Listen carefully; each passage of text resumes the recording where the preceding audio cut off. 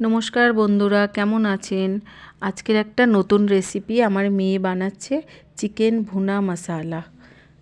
Marinate করা চিকেনগুলো এক এক করে ভেজে নেব। চিকেনগুলো ম্যারিনেট করা হয়েছিল চিলি ফ্লেক্স, আদা রসুনের পেস্ট, নুন, লেবু আর গোলমরিচের গুঁড়ো।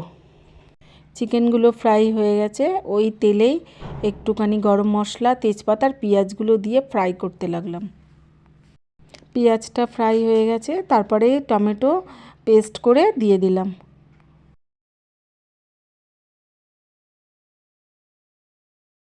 মশলাটা মিক্স করে নিলাম, তারপরে আদা রসুন আর কাঁচা লঙ্কা পেস্টটা দিয়ে দিলাম, দিয়ে ভালো করে মিক্স করে নিলাম। তারপরে স্বাদ মতো নুন, একটু চিনি আর কাশ্মীরি লাল লঙ্কা আর এমনিও লাল লঙ্কা দিয়ে দিলাম, দিয়ে ভালো করে মিক্স করতে লাগলাম।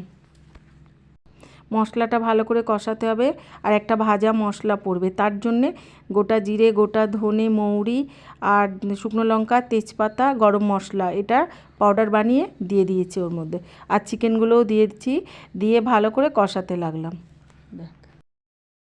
চিকেনটা ভালো করে কষালাম, তারপরে একটু জল দিয়ে হালকা আঁচে রেখে দিলাম।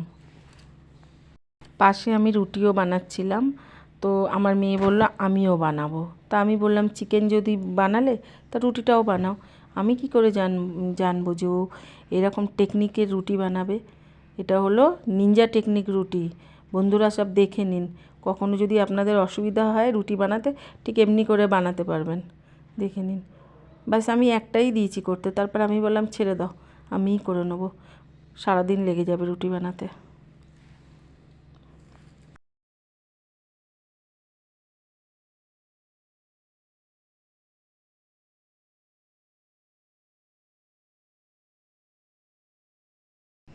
যাই হোক, রুটিটা ভালোই বানিয়ে নিল, তারপরে বাদবাকি রুটিগুলো আমিই বানিয়ে নিলাম।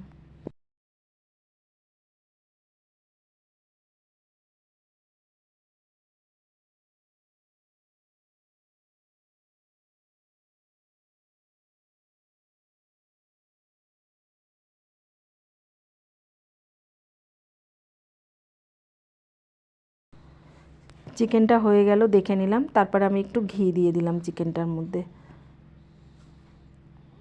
ফাইনালি কমপ্লিট চিকেন আর রুটি।